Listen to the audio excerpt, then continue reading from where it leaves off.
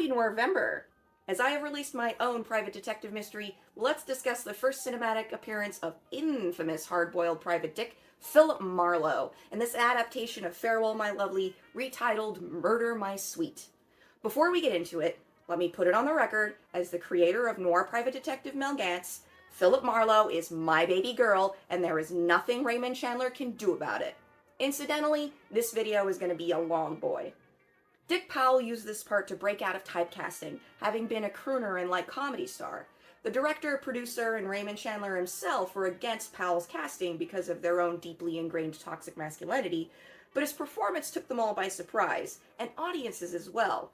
Some people think his performance is too light and comedic, but frankly, that's how I have always heard Marlowe in my head.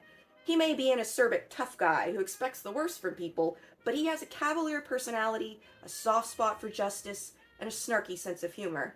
Listening to Dick Powell toss off Raymond Chandler's dialogue is a delight, and while some of you may be angry at me for saying this, I might like his depiction of Philip Marlowe better than Humphrey Bogart's.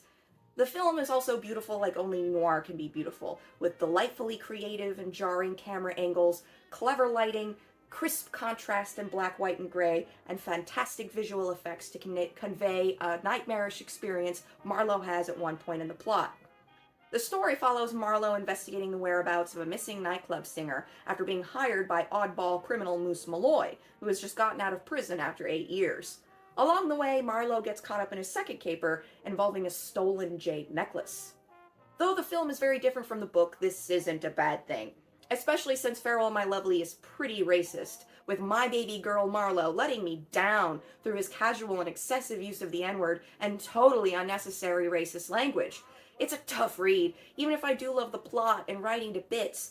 Chandler and I have a contentious relationship, as his old-school, thoughtless bigotry flows through the detective we both love. Claire Trevor brings her A-game as a femme fatale, and professional wrestler Mike Mazurki perfectly embodies the dreamy, childlike Moose Malloy. Otto Kruger as our antagonist Jules Amthor brings a drawling, detached class to the part of a man who just can't stop complaining about the new generation, pointing out all the ways that Marlowe is a man of his time. He ain't wrong. Frankly, I find this movie much easier to follow than the novel, which shouldn't be surprising to anyone familiar with Raymond Chandler.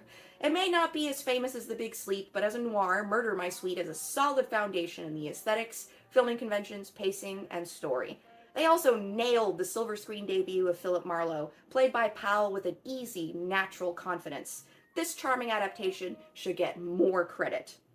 Noir conventions in this film include a hard-boiled urban private detective, 2 cases in 1, a complicated blackmail caper, a femme fatale married to an old rich man, a noir good girl to contrast her, German expressionist cinematography, and Chandler-esque dialogue from Chandler himself. Watch it tonight! And if you like how I analyze noir, then you'll love how I write it. Get your copy of my 1940 San Francisco private detective novel, The Clear Case, via the link in my bio.